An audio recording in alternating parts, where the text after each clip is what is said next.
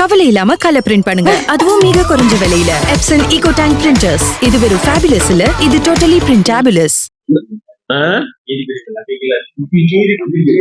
அது அதான் சொல்றேன், இது நாடு சட்டத்திற்கு உட்பட்ட நாடு. சட்டம் அனைவருக்கும் பொருந்தும். அதை தாண்டி நீதிமன்றத்தை திமுக அரசியல் களமாக்க நினைக்கிறது. குறிப்பாக தேர்தல் கண்ணோட்டத்திலே அவருடைய செயல்பாடு பொதுமக்களுடைய முகங்களை சுளிக்க வைக்கிறது. அது அவருடைய தவறான செயல்பாட்டை எடுத்து காட்டுகிறது.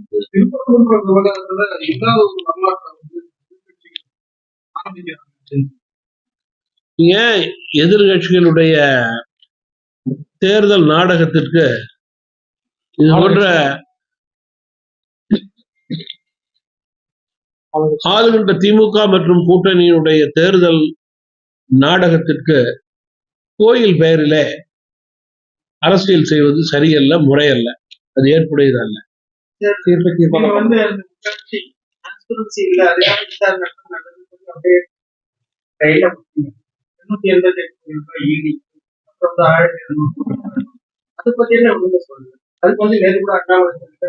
இல்ல நான் என்ன சொல்றேன், இதுக்கெல்லாம்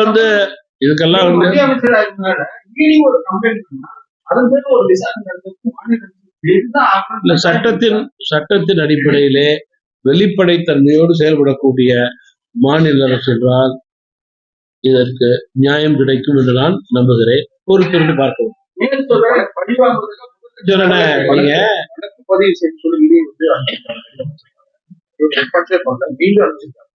எல்லாத்துக்கும் ஒரு காலக்கெடுவு தான். காலக்கெடுவுக்கு பிறகு உண்மை நிலை சட்டத்தின் அடிப்படையிலே வெளிவரக்கூடிய நேரம் காலம் ஏற்படும். வழக்கு பதிவு செய்து விசாரணைக்கு உத்தரவிடும் இல்ல, அதுக்குதான் நான் சொல்றேன், எல்லாத்துக்கும் ஒரு காலக்கெடுவு தான். நியாயத்தின் அடிப்படையிலே தமிழக அரசு செயல்படவில்லை என்றால் அந்த காலக்கெடுவுக்கு பிறகு உண்மை நிலைக்கு ஏற்றவாறு சரியாக முறையாக தொடர்ந்து திமுக அரசு கூட்டாட்சி தத்துவத்துக்கு எதிரான செயல்பாடுகளிலே ஈடுபட்டு கொண்டிருக்கிறது. அதன் அடிப்படையிலே தமிழகத்திலே மக்களுக்கு பல திட்டங்கள் தடையாக இருப்பதுதான் உண்மை. மக்களுடைய நல் வாழ்விற்கு மத்திய அரசு பல திட்டங்கள் மூலம் உத்தரவாதம் தரும்போது அதற்கு தடையாக தமிழக அரசு செயல்படுகிறது. இதுதான் உண்மை.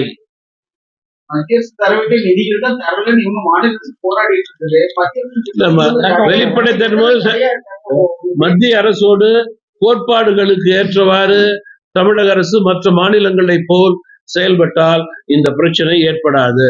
முரண்பாடான செயல்பாடே இவைகளுக்கு காரணம். பல்வேறு கட்சிகள்ல தேர்தலில் போட்டியிருந்து விருப்ப மனு வாங்கியிருக்காங்க. தமிழ் மாநில நான் வரேன், ஒரு சப்ஜெக்ட் சொல்லிட்டு வரேன், பொலிட்டிக்கலா வரேன். அரசு ஊழியர்களுடைய வேலை நிறுத்த அறிவிப்பு, பறவை ஓய்வூதிய திட்டம் உள்ளிட்ட கோரிக்கைகளை தொடர்ந்து அரசு ஊழியர்கள் போராட்டம் நடத்த திட்டமிட்டு அறிவிக்க இருக்கிறார்கள். இது குறித்து தமிழக அரசு கவலைப்படுவதே கிடையாது. அரசு ஊழியருடைய போராட்டத்திற்கு தமாக ஆதரவு என்றாலும் கூட அவருடைய நியாயமான கோரிக்கைகளை கனிவோடு தமிழக அரசு பரிசீலனை செய்து அதற்கு நியாயத்தை கொடுக்க வேண்டும் என்று கேட்டுக்கொள்கிறேன். தமிழகத்துல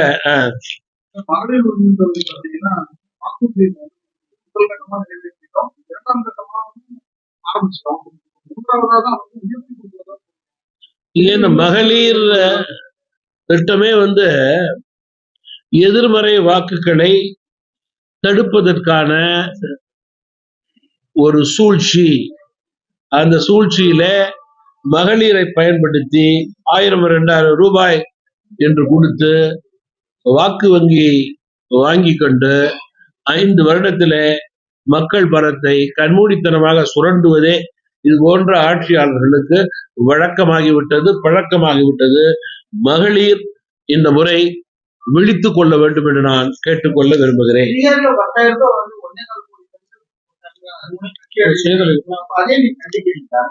நீங்க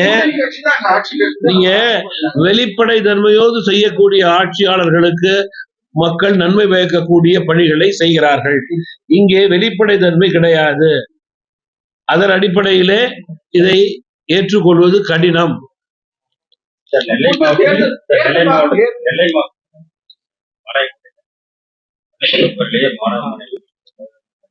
அது பள்ளி வகுப்புல மாதிரி பிரச்சனைகள் நடைபெறுவது, கோபதாபம் ஒருவருக்குள் ஏற்படுத்தி அது அடிதடி கொலையிலே முடிவு பண்ணுவது என்பது மிக வருத்தமான செய்தி.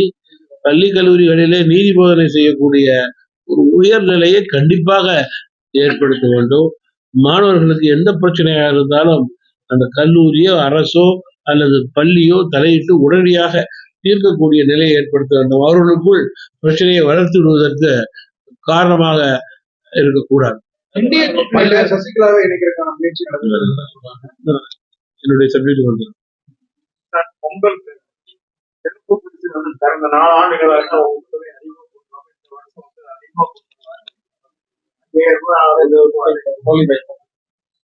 தோல்வி பயத்தால் மக்களை ஏமாற்ற நினைக்கின்ற தமிழக அரசின் மீது வாக்காளர்கள்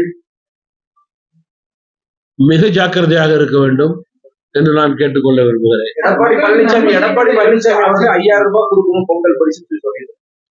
நீங்க இந்த அரசை பொறுத்தவரையிலே வாக்கு வேண்டும் என்றால் அதற்கு மேல் கூட கொடுக்க தயாராக இருக்கும். அதனுடைய காரணம் என்ன? அதற்கு பிறகு கொடுத்த மக்களுடைய நிலை என்ன? தொடர்ந்து கொடுத்த மக்கள் மீது அதற்கு பிறகு எவ்வளவு சுமையை ஏற்றுகிறார்கள் என்பதை மக்கள் நினைத்து பார்க்க வேண்டும். மக்களுக்கு கொடுக்கறதை யாரும் தடுக்க முடியாது. ஜனநாயகத்துல மக்களுக்கு கொடுப்பதை யாரும் தடுக்க முடியாது. இல்ல அதை மக்கள் வாங்கிக் கொள்வது தவறு கிடையாது. ஆனால் அதனை ஏன் கொடுக்கிறார்கள், எதற்கு கொடுக்கிறார்கள், அதை கொடுத்து எப்படி ஏமாற்றுகிறார்கள், அதற்கு பிறகு மக்கள் மீது எவ்வளவு சுமையை தொடர்ந்து ஏற்றிக் கொண்டிருக்கிறார்கள் என்பதை மக்கள் நினைத்து பார்க்க வேண்டும். அதான் சொல்றேன் சார், நியாயமான முறையில அது சிறுதொழில் கொடுத்து நியாயமான முறையிலே கொடுத்து அதை மக்கள் ஏற்றுக்கொண்டால் சரி. இது போன்ற மக்களை ஏமாற்றுவதற்கு கொள்ளையடிப்பதற்கு ஒரு கொலை முழுவதுக்கு கொடுத்தா ஏற்றுக்கொள்ள மாட்டாங்க. சார் இவ்வளவு சொல்லி திருப்பி ஆகி சொன்னீங்க. என்ன நீங்க என்ன சொல்லுங்க நான் சொல்றேன்.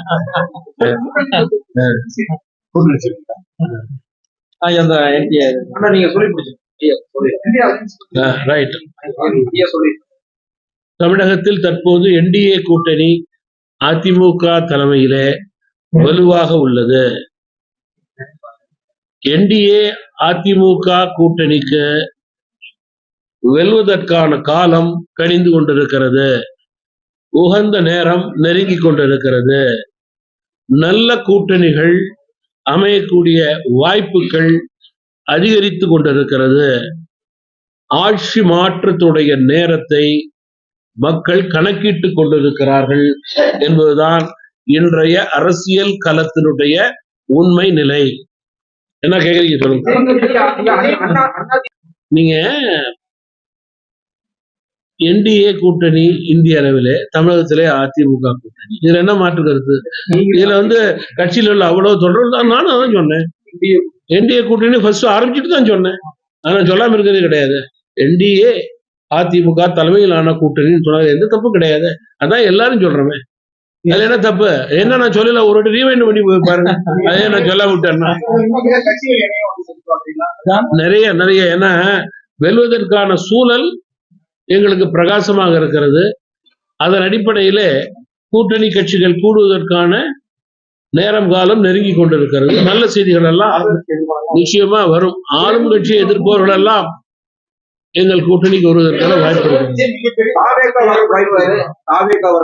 நீங்க பொதுவா அரசியல் களத்தை பொறுத்தவரையிலே ஒவ்வொரு கட்சியும் தலைமையேற்கின்ற கட்சி, பெரிய கட்சிகள் தங்களுடைய இறுதி முடிவை அதிகாரப்பூர்வமாக எடுக்கும் வரையிலே காத்திருப்பதுதான் நல்லது.